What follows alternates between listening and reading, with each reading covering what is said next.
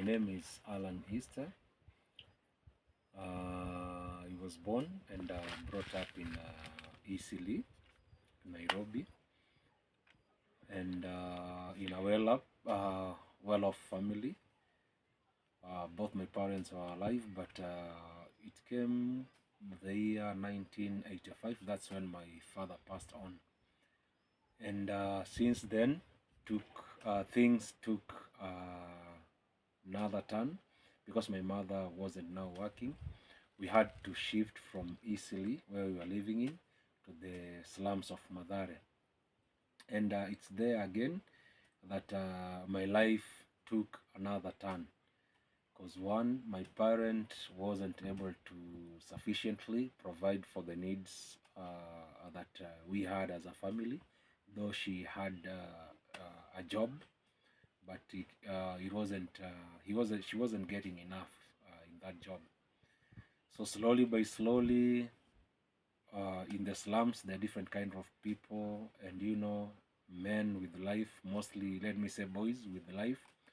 We want to explore more, we want to experience more. So I found myself in that process, feeling like, okay, since my mother isn't providing sufficiently for the thing that is needful for the house, I felt like, hey, I'll have to help her do this.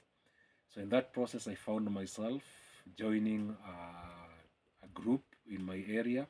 There were different kind of groups, people that were mugging people, others that were robbing people, others who are doing master keys to open up people's homes and steal from their houses. But personally, I chose another group that was either robbing or mugging people. And because I was raised up well with a Christian background, because my parents were staunch Christians, Catholics, sorry, I had those values of life, respect, and every other thing. So for me, when indulging in this kind of behavior, to not be or feel remorseful of my behavior, I found myself resorting to the use of drugs. So I began with the light ones because I was afraid with doing, the hard drugs. So I was using cannabis, which we call it bang, and then found myself using roche. Those are some types I know, because those can be bought over the counter in a chemist. And then again some diazepam, and slowly by slowly I found myself just getting so much deep into the life of drugs. And it reached a point that now I wasn't doing drugs for me not to be remorseful because of the actions or the things that I was doing. But now I got to a point whereby I was doing them for the high. And in that level, I found myself now doing hard drugs, now like Valium injection, some morphine, and then I ended up finding myself doing heroin. And slowly by slowly, I found myself now, I've become a full-blown addict to drugs. And for that reason, God really helped me, because I was still conscious that there is a change that I need in my life. So with that thing coming to me over and over again, I was struggling by myself trying to live the life of drugs. But slowly by slowly, I was finding like I will leave it for a month, 2 months, 3, even 6 months, but again I'll have a relapse.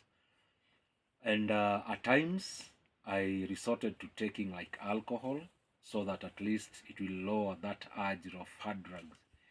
But still, I wasn't able to walk out of that life. So there is this day that a friend of mine who we used to do those things together with, he got born again earlier than me.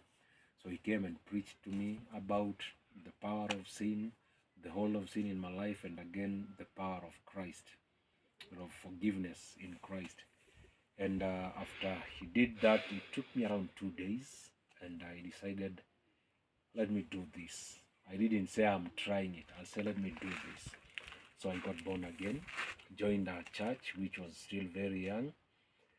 And after joining that church, I left all the groups that I was working with and every other thing, because the teaching that I got, the main one was that Don't keep the company that you are keeping while you are not born again. So I decided, okay, that I'll do. But the first thing that I'll do is getting back to them to preach to them of the good news that I had. So a good number of them, because they knew me very well. Some of them gave me a week, others a month. But I was, as they saw me sailing through, others gave me even months, 6 months. But God helped me by His grace. I overcame all that. The best thing that I thank God is that I didn't have any withdrawal symptoms, and that gave me a soft transitioning from this other life into this other one.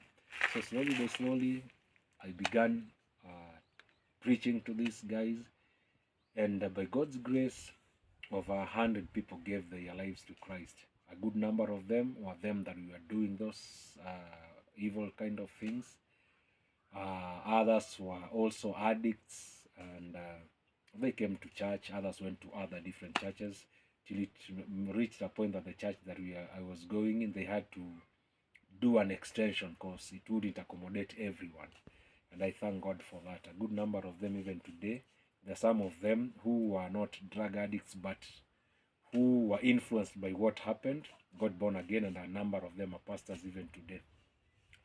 So it's through that process that I developed the desire to preach to young men and people that are in that kind of life. For to me, with the experience that I'd had, I never regret it even to date, because it gave me an experience that a good number of people don't have it. So to me, even today, preaching and reaching out to those kinds of persons, it's much easier to me because I've experienced it.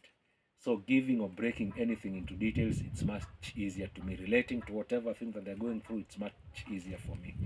So I've tried so much to like come up with either a program that will help them walk through this, but it has been a hassle, and it has never happened because of lack of resources. Fortunately, it's recently that through my wife I came to meet a friend called Susan, who's been working with addicts with a recovery group in the US, and we've shared a lot with her, and the passion that she has and the thing that she's doing, and I felt this is the right person that we've met.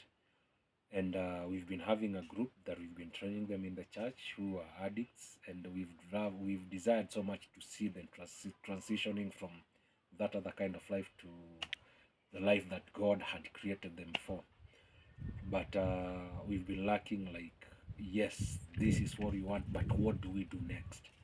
But since we met with Susan, I know things will work much better out for them and also for us. We already have we've already registered the group, and now I know we'll go full swing, or it will be full blown through your help, you guys, and every other person that will be willing to join hands together with us and do this, not only for us, not only for them, but to God's glory. I know soon we'll get to meet on a personal basis and on a personal level, and I know that God is going to do great things for both you and us. May you be blessed wherever you are at. Baraka tele.